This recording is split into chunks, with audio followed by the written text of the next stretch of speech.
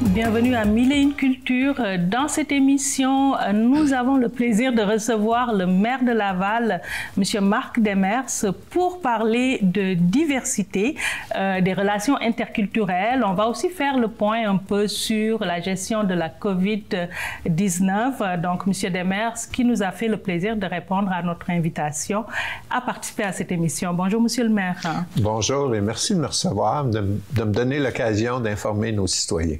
Ça me fait plaisir. C'est sûr que la période s'y prête aussi. Hein. Il y a eu beaucoup de choses qui se sont passées. Vous avez sorti récemment une annonce sur le regard nouveau que vous voulez poser sur les relations interculturelles. 2020 a été aussi une année challengeante avec la gestion de la pandémie de la COVID-19. Et on commence d'ailleurs par cette situation exceptionnelle, la gestion de la COVID-19, puis vous-même, comme individu et ensuite comme institution, comment vous l'avez vécu, cette crise-là? Écoutez, premièrement, c'est difficile lorsque, pendant une certaine période, tous les jours, on gardait le nombre de personnes infectées et le nombre de décès. Il était pendant plusieurs jours, c'était 12 personnes qui décédaient. Alors, ça ne peut pas nous laisser insensibles et nos pensées vont pour les familles, les proches, les amis de ces personnes disparues-là. Et il y a beaucoup d'inconnus derrière tout ça parce qu'on ne connaît pas encore tout à fait ce virus-là. La science n'est pas assez avancée. Et les mesures pour contrer cette pandémie-là sont mal connues à l'heure actuelle et on s'ajuste au fur et à mesure. Alors, ça a été très difficile. Les chiffres, je recevais des rapports quotidiens tous les jours et les chiffres que j'ai à titre d'exemple, une copie du rapport ici, en date du 5 juillet, à Laval, il y a eu 5 835 personnes d'infectées. 672 décès. Alors, c'est quand même des gros chiffres. Hein? Et qu'est-ce qui explique ça? Est-ce que c'est le fait que Laval est quand même un territoire où il y a beaucoup de résidences pour personnes âgées? Il y a plusieurs facteurs, mais on pourra le déterminer après, lorsqu'on pourra faire une analyse un peu plus complète. D'accord. Par contre, je dois dire aujourd'hui que des bonnes nouvelles. Le docteur Arruda parlait d'aplatir la courbe, mais je pense que nous avons réussi. Environ 85% des cas de décès surviennent dans les CHSLD. Alors, dans la population en général, il y a eu moins de contamination et depuis quelques jours, il n'y a pas de décès. Alors, on est passé à un rythme de 8 à 12 par jour et là, depuis quelques jours, on n'a aucun décès. Alors, c'est des bonnes nouvelles. Ceci étant dit, je suis quand même très inquiet si on ne suit pas les consignes. Qu'on puisse raviver le virus qui deviendra encore plus virulent. Alors, les gens, il est important de suivre les consignes de distanciation sociale, de se laver les mains et le port du masque. D'accord. Parlant du port du masque, il y a certaines villes qui l'ont rendu obligatoire. Est-ce que ça va être le cas de Laval? Nous, je ne veux pas prendre d'initiative sans l'accord du gouvernement du Québec, parce que je pense une des choses qu'il ne faut pas qu'il arrive, c'est de la confusion. Alors, si les gens partent de Rosemère, de Blainville, de Saint-Eustache, puis arrivent à Laval, et chaque réglementation est différente, ça va créer une grande confusion. Et à ce chapitre-là, on peut regarder ce qui se passe aux États-Unis. Donc, vous préférez au gouvernement provincial? Alors, nous, quand on a une conviction, on tente de convaincre le gouvernement et de demander au gouvernement d'intervenir au niveau de la province et de garder un certain leadership à la même place pour éviter toute confusion. Alors, oui, les masques vont probablement être obligatoires dans les lieux publics au moment où l'émission sera diffusée. D'accord. Et vous avez aussi fait une annonce récemment, toujours dans la mouvance des choses qui se passent en 2020. Il y a eu l'assassinat, le meurtre de George Floyd aux États-Unis, qui a eu un effet boomerang un peu partout dans le monde. Et Montréal, Laval n'a pas été en reste. Les gens demandent plus de justice, moins de discrimination, moins de racisme. Et au regard de tout ça, vous avez sorti une annonce disant que vous allez poser un regard nouveau sur la diversité et les relations interculturelles au sein des institutions, plus d'inclusion, plus de représentation de la diversité. Pourquoi ce moment-là? Pourquoi ce n'était pas nécessaire avant? Mais premièrement, on a débuté cet exercice-là il y a environ 3 ans. Mais comme tout projet, tu dois te remettre en question et mesurer l'efficacité des gestes que tu as pris. Alors, Laval, premièrement, est une terre d'accueil privilégiée au niveau de l'immigration. Environ le tiers de notre population est issue de l'immigration. Alors, c'est quand même important. C'est la 2e terre d'accueil la plus importante au Québec après Montréal. Alors, nous avons débuté ça il y a quelques années. Puis, à titre d'exemple, il y a 2 ans, on a décidé que le directeur général de la ville serait M. Jean Ulysse. Mais il est issu de la communauté haïtienne. Haïtienne. Oui. J'ai oublié le mot. Oui. Excusez, merci. Mais recruté sur la base de ses compétences, d'abord. Oui, voilà. C'est ça. Mais l'idée est aussi que quand des gens issus des différentes communautés seront dans des postes de décision, on se rapprochera des solutions. Ouais. Alors, au niveau de la ville, il y a eu un certain progrès de fait. Au niveau du service de police, évidemment, le progrès n'est pas à la hauteur de ce qu'on voulait. Ceci étant dit, il ne faut pas blâmer le service de police. Je pense qu'au Canada en général, et ça inclut le Québec, nous avons parmi les meilleurs services de police au monde. Okay. Mais ceci étant dit, il faut quand même faire l'analyse pourquoi les progrès n'ont pas été aussi bien au niveau des résultats dans le service de police. Alors évidemment, malgré qu'on a une bonne police, c'est pas tout le monde qui a la même perception de la police et peut-être des gens dans certaines communautés ne se voient pas comme policiers. Alors, il faut approcher et démystifier et rendre ça attrayant pour que des gens s'impliquent et puissent éventuellement avoir des postes de commandement ou d'autorité dans différentes fonctions de la ville. Et là, on parle des communautés, mais le phénomène est similaire au niveau des femmes.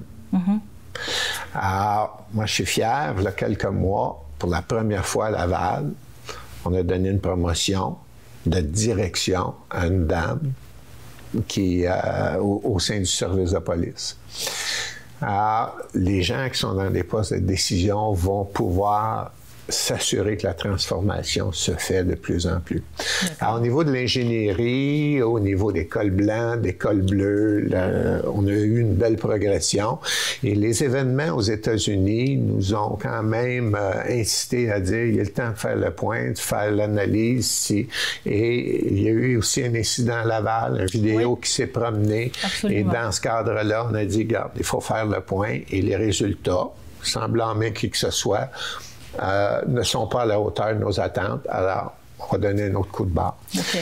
Et il y a 2 ans aussi, on avait mis sur pied un comité consultatif interculturel, un comité consultatif de jeunes.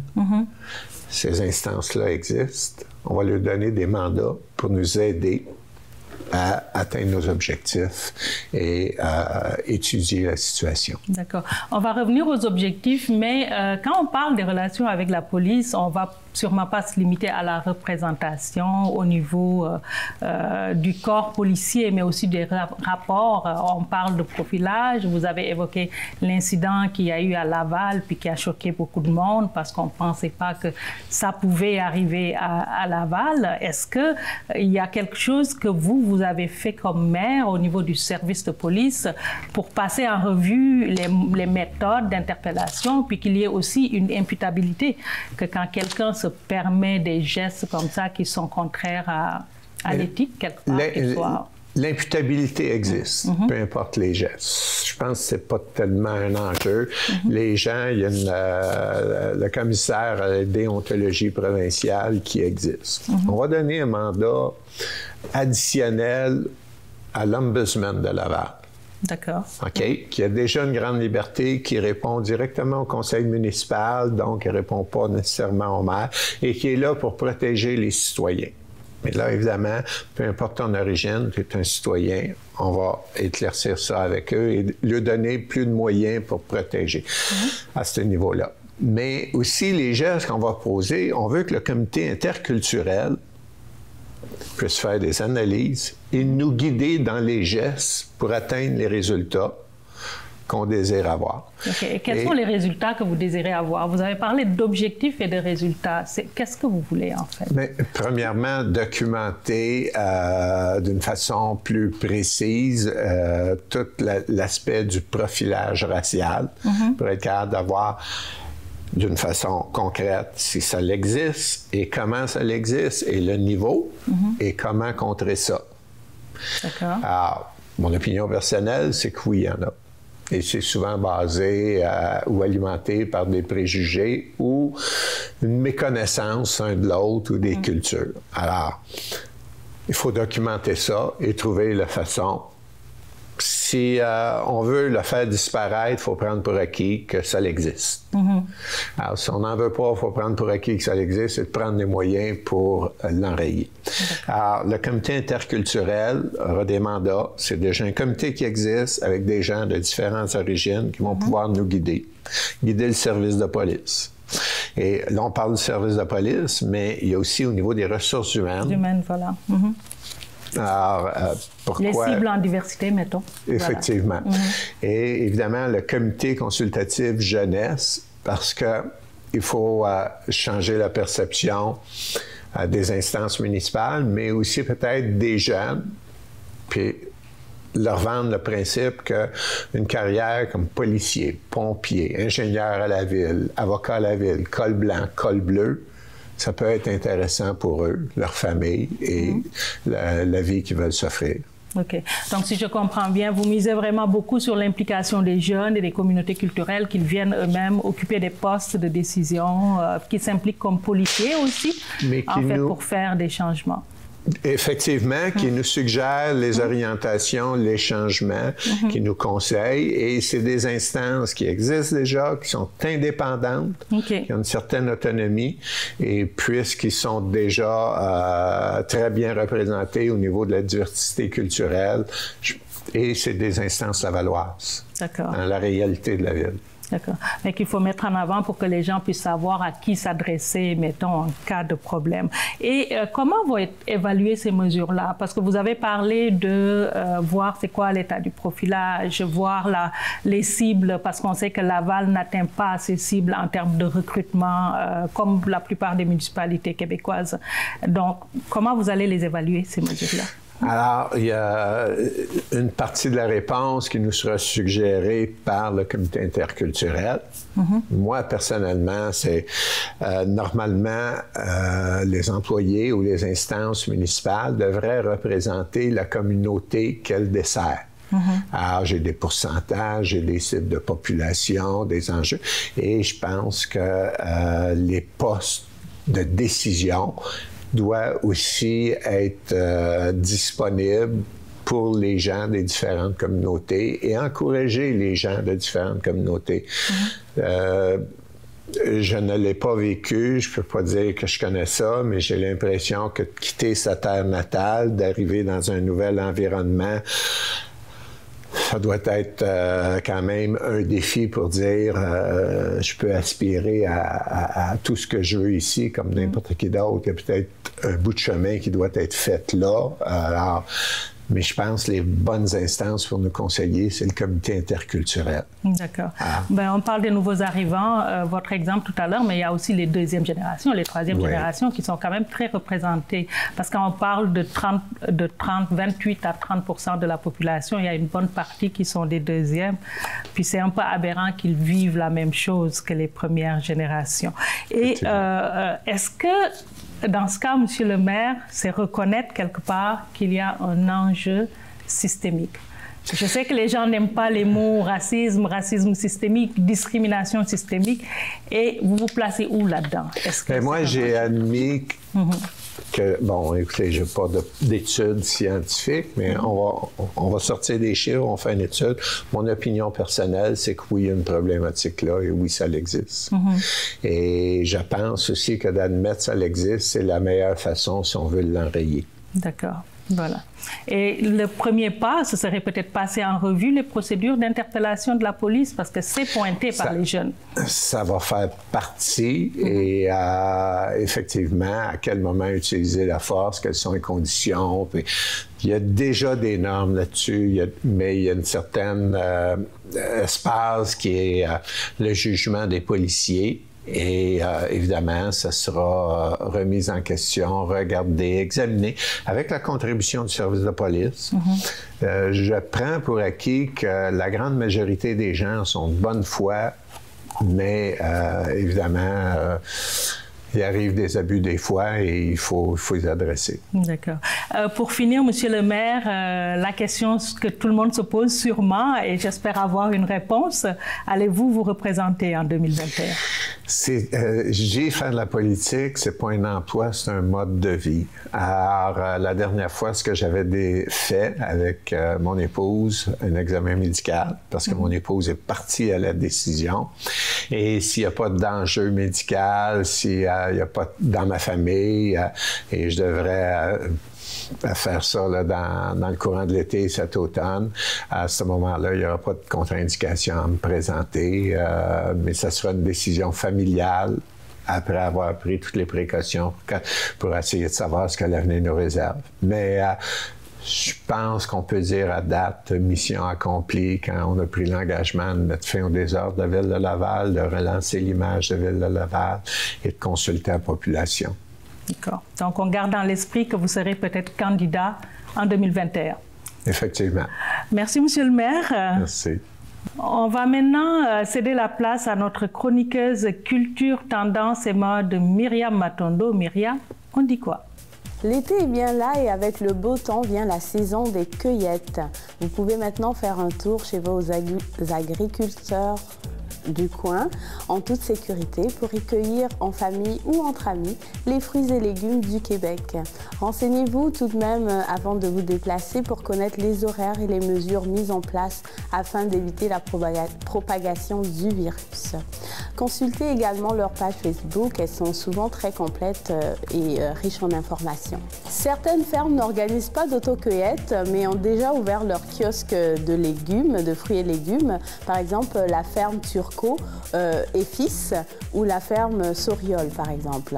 Dans d'autres telles que la ferme Marino, l'autocueillette est possible. Donc passez les voir, une belle occasion de consommer les produits d'ici. Parlons de produits d'ici, le 18 juin a eu lieu le lancement du programme API Achetons plus ici à Laval. Une initiative de la ville en collaboration avec le Centre québécois d'innovation en commerce pour soutenir l'achat local. Un projet majeur du CQIC qui vient à terme à la suite de près d'un an de préparation. Et la ville de Laval est heureuse d'être la première à mettre en place cette initiative économique qui est un véritable vent de fraîcheur après les derniers mois, a affirmé le maire Marc Demers. Le programme débutera dès l'automne et les commerçants sont invités à s'y inscrire avant le 1er septembre en visitant le site achetonsplus-ici.com. Toutes les informations sont sur le site de la ville. Justement, pour ne manquer aucune information sur les activités, les services, les événements, les projets et programmes qui vous sont offerts, n'hésitez pas à consulter en ligne ou à vous abonner au bulletin municipal Vivre à Laval. En raison de la pandémie de Covid-19, les éditions de printemps et été seront disponibles uniquement en format numérique. Les organismes reconnus sont d'ailleurs invités à y collaborer afin d'informer la collectivité de leurs activités et services. Parlons de formation. Connaissez-vous les MOOC, M-O-O-C, pour Massive Open Online Course dans la langue de Shakespeare? Ça se décline dans la langue de Molière par formation en ligne ouvert à tous, les flottes, un acronyme peu attrayant, ou par cours en ligne ouvert et massif, les CLOM, un nom qui est peu attrayant mais un acronyme qui est plutôt cool. Il s'agit simplement d'une formation à distance de niveau universitaire gratuite, mais non créditée. Mais vous pouvez obtenir une attestation de réussite à la suite de votre cours. Ce type de formation vous permet d'explorer un domaine peu connu, par exemple, histoire de vous donner envie d'approfondir vos connaissances dans le domaine, pourquoi pas. Les formations sont variées, évidemment. Vous trouverez des cours de philosophie, d'art, de linguistique, de chimie, de sciences de la terre, de gestion, de conciliation famille-études-travail, de développement durable, etc. Je vous suggère le site internet moc-francophone.com parmi tant d'autres pour trouver le MOOC de vos rêves. Sinon, vous pouvez toujours explorer les sites officiels des universités québécoises ou d'ailleurs dans le monde pour y trouver le cours qui fera votre bonheur. Donc, dans la deuxième partie de cette émission où on a reçu le maire de Laval pour parler de diversité, on va vous montrer quelqu'un de la diversité culturelle lavalloise, une artiste de talent extraordinaire. Moi, je l'appelle la future Drake ou Monica ou Brandy qui a besoin d'être poussée et j'espère qu'elle sera poussée. Aisha Frank. Bonjour Aisha. Salut Kadji, comment tu vas? Ça va bien. Écoute, c'est un plaisir de t'avoir. On t'a déjà eu à l'émission, mais tu viens de sortir un produit, un clip de toute beauté, Ride or Die. Puis on ne pouvait pas passer à côté.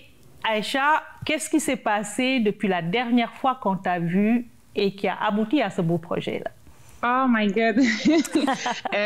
Merci de me recevoir. C'est toujours un plaisir d'être là avec vous. Et puis, écoute, comment tu m'as présenté, c'était génial. J'ai adoré. Gros merci. Depuis la dernière fois que je suis venue vous voir, il y a beaucoup de choses qui ont changé dans ma vie. Maintenant, je suis signée avec une maison de disques qui s'appelle Rain Music, qui est distribuée par Sony Music Canada. Fait qu'on est très fiers de cette signature de contrat. Et puis, donc, Ride or Die, c'est mon dernier single. Et il y a le vidéoclip qui est sorti aussi. Je sais que tu me demandais un petit peu qu'est-ce qui se passe dans le vidéo. Alors, un projet qui est dont je suis très fière. On a eu beaucoup de collaborations, genre des pionniers de la musique montréalaise. Et que je suis très fière du projet. D'accord. Et parlons de Ride or Die. De quoi ça parle? Est-ce que c'est des bikers? Qu'est-ce que ça prend? Puis le clip, pourquoi autant d'orange dans le clip? Les bulles oranges, qu'est-ce que ça implique là?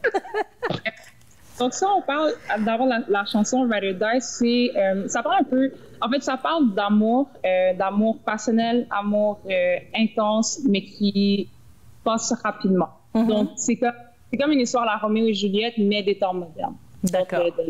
Aujourd'hui, où est-ce qu'on tombe amoureux, on s'aime intensivement, très fort, et puis après ça, quelques mois plus tard, ou quelques années plus tard, c'est terminé, puis on passe à autre chose. Je parle aussi là-dedans de l'importance, justement, avec tout ce qui se passe en ce moment, de l'importance du respect de la femme. Et donc, dans le deuxième couplet, j'en parle, on aura un débat amoureux sur la banquette arrière de la voiture, mais si je te dis non, c'est non. Et ça, c'est quelque chose qui est super important pour moi. Donc, quand on écoute les paroles, c'est une histoire d'amour, c'est une histoire de respect, c'est beaucoup de passion. Je parle aussi de codépendance affective. D'accord. une belle balade, mais qui traite de sujets. D'accord, donc quelque chose sur le consentement, le respect de la femme, en fait, une autre approche des relations amoureuses. Et le lancement a été fait en période de Covid, hein, une période pas évidente. Comment cela a été, puis quel accueil le public a réservé à Ride or Die? Ça a été un accueil quand même très surprenant, je te dirais, surtout en période de COVID et la période où moi je l'ai sorti, c'était le 12 juin. C'était peu de temps après la mort de George Floyd. Donc, moi personnellement, j'étais plongée dans une noirceur mentale. J'étais même pas certaine que je voulais sortir la chanson. Tout était déjà mis en place, la promotion, etc. Puis en parlant avec d'autres artistes, des danseurs, des chanteurs, des humoristes, je me suis rendu compte qu'on se sentait à peu près toutes de la même façon, parce qu'on savait pas trop comment réagir face au COVID, face au mouvement Black Lives Matter. C'est comme si on avait cette culpabilité de pousser de l'avant un produit qui viendrait distraire. Mais en parlant justement avec mon entourage, en parlant avec d'autres artistes qui se sentaient exactement comme moi, je me suis rendu compte que c'est justement le meilleur moment de sortir sa musique, de sortir ses vidéos humoristiques, de sortir ses vidéos danse, parce que ça nous a permis pas de nous distraire, mais de voir un côté positif, d'avoir un peu plus de lumière à travers tout ça. Okay. Donc, ça n'a pas été facile de le sortir. C'était un peu à contre-cœur, mais une fois que c'est sorti, j'ai compris justement ce qu'on me disait, qu'il fallait le sortir quand même, il fallait... C'était important. Oui, en tant qu'artiste, on a un rôle à jouer dans la société, puis c'est un rôle qui est très important, c'est un rôle qui est pas facile, mais il faut le faire, Puis ça a été très, très, très bien accueilli à travers le monde, je te dirais. J'ai des gens du Japon qui m'envoient des vidéos d'eux, qui dansent sur ma chanson. J'ai été extrêmement surprise. Des gens du Mexique qui, pareil, m'envoient des vidéos d'eux en train de danser sur la chanson. C'est incroyable. Je m'attendais pas à une réception aussi chaleureuse, puis je suis très, très, très... Je dirais qu'on n'est pas surpris, Aïcha. La première fois qu'on t'a vu, on a été bluffé par le talent, puis on ne te souhaite que du meilleur pour la suite. Et d'ailleurs, la suite, pour finir, c'est quoi, Aïcha? Des projets, un EP en préparation? On a un EP en préparation, il est presque terminé, en fait. Quelques petits ajustements à faire, mais il y a un EP qui s'en vient plus tard dans l'année, puis il y a une nouvelle chanson qui va sortir. D'ailleurs, aujourd'hui, je m'en vais tourner un vidéoclip dès qu'on a terminé. Comme mon horaire se remplit, puis c'est un peu problème, on est très, très, très contents. Merci beaucoup, Aïcha, pour cette entrevue. Puis on va se quitter d'ailleurs avec un extrait de Ride or Die. Puis on te souhaite tout bon pour la suite. Merci beaucoup, Kadi, à toi et toute l'équipe de Ma TV Laval de me recevoir. Puis ça va me faire plaisir de revenir pour les prochaines étapes. Merci à toi. Donc, on arrive à la fin de cette émission, une émission sur les enjeux de la diversité culturelle, mais aussi sur la richesse de cette diversité culturelle avec des talents comme Aïcha Frank. Puis, n'hésitez pas à nous écrire pour nous dire qu'est-ce que vous en pensez, nous donner des suggestions, des recommandations. Et si vous voulez participer aussi à l'émission, vous pouvez nous contacter par courriel. Et on vous dit à la semaine prochaine. Chilling in the passenger seat of your best friend's ride. Got me feeling on my chest. You got me feeling in my chest. Chilling in the passenger, chilling. I be chilling.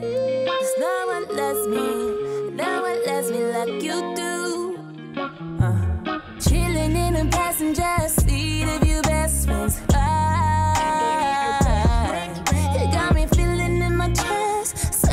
My backbone, drive to the south like an eagle. I won't let you down. If I'm yours, then I'm with you. We're cruising to the end of time. 'Cause no one loves me like the way you do. No one kiss me like the way you do? Would you ride, ride, ride? Would you die?